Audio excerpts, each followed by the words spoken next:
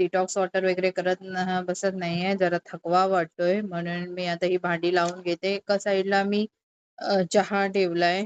चहा करून घेते गरम-गरम आणि सावनीला ट्युशनला पण पाठवायचंय. तर तिची तयारी करून घेते. इथे दूध तापत ठेवलंय. आता आज वॉशिंग मशीन लावायची आहे. मी रोज वॉशिंग मशीन लावत नाही. तर एक दिवस आड करून वॉशिंग मशीन लावते. तर आता इथे वॉशिंग मशीन लावली आहे. तर बघा इथे काम सुरू केलं घरातलं, की या मॅडम उठल्याच पाहिजेत. आता आमच्या मॅडम उठल्यात. आता त्यांना परत झोपते का काय करते बघूया. आज नाश्त्याला काय करायचा विचार करत होते. तर मग म्हटलं चला आज मेथीची पेज बनवूया. मेथीची पेज बनवून घेतली. आता सावनीच्या टिफिनची तयारी करते. टिफिनला मी आज तिच्या टिफिनला आज भुर्जी आणि चपात्या बनवते. इथे हे बघा हिचं चाललंय, हिला खूप झोप आली आहे. मग हिची रडारड चालली आहे. आता हिला झोपायचंय. हिला झोपवून घेते पटापट. ऑफिसचं काम पण सुरू केलंय.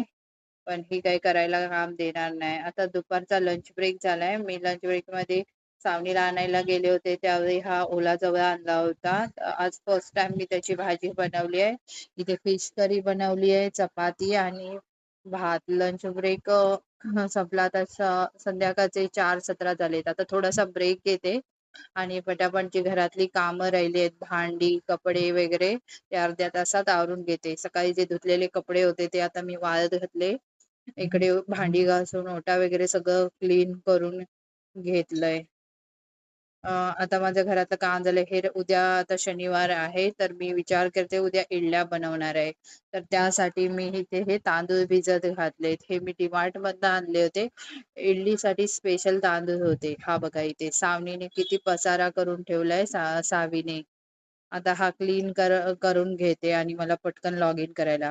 आता रात्रीचे 8 वाजलेत. मी सकाळी कोलंबी आणली होती आणि हे सावनीसाठी मी स्पेशल एअर फ्रायर घेतलाय नवीन. त्याच्यामध्ये मी ही कोलंबी फ्राय करून घेतली आहे.